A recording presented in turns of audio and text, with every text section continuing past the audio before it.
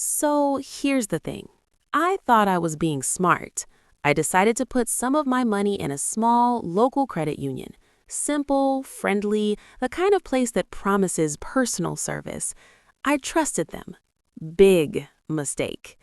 It started with something minor. My ATM card didn't work one day. Frustrated, I went inside, thinking, okay, maybe they can fix this quickly. But clerk smiled and handed me a perfectly legitimate code that allowed me to withdraw money directly from my account. Nothing special, just standard procedure. But at that moment, I thought, wow, they're actually helping me.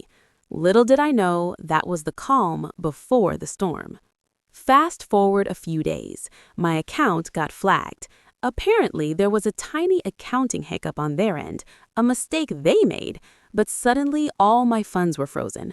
For over a month, I couldn't touch a dime, and calling and looking profiles. I felt a rush, a strange adrenaline. Here I was, sitting in my apartment at midnight, about to turn the tables on a bank that treated me like a ghost.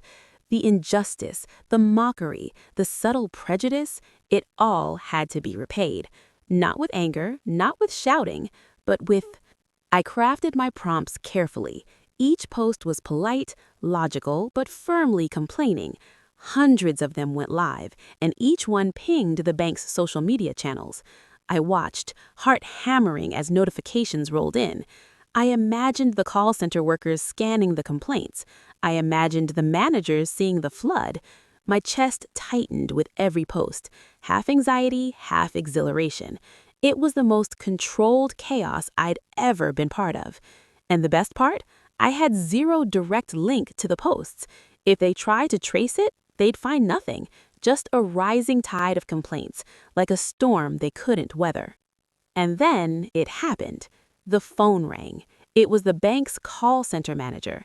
In a calm, measured voice, he said, "We understand your frustration. We'd like to make this right. Even if you don't want your account anymore, we can transfer your full balance plus $50 to any other bank you choose." I just sat there. Relief, triumph, validation all at once. My chest felt lighter than it had in weeks. The injustice was reversed, the disrespect corrected, and I knew there was nothing they could do. I hung up, sat back in my chair, and smiled. Sweet, quiet victory.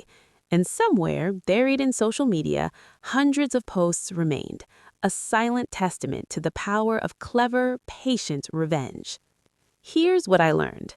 Justice isn't always loud. Sometimes it's precise. Sometimes it's smart.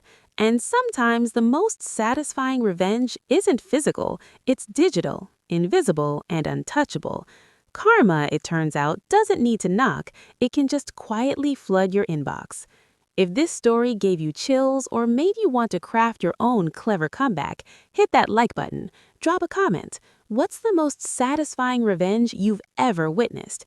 And of course, subscribe for more stories where patience, ingenuity, and a little bit of audacity pay off big time.